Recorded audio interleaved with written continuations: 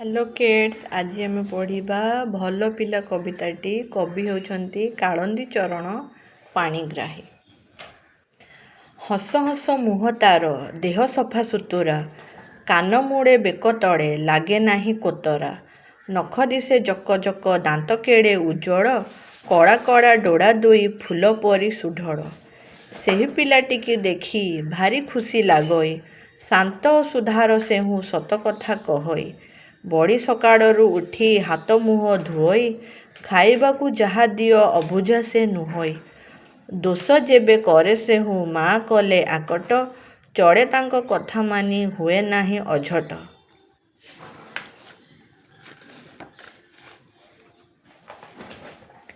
अकारणे तिंते नाही बरसार धारारे, न बुलई केबे हेले दी पहर खरारे।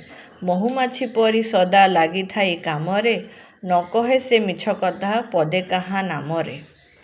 तीड़े हेले करे नाही लोभ काहा दरबे, ताहा संगे कथा कही सुख पांती सरबे। खाइबा आगरू नीति सरी थाए गाधुआ, भाई भौणी पाखे हुए नाही बादुआ।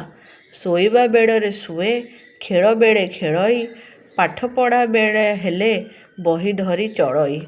साथी मेड़े केबे हेले न देखाए चातर, सेही पिलाटी की गुरु करी थांती आदर। समस्तंकु मणई से निज भाई समान, पर दुख देखी तार कांदी उठे पराण।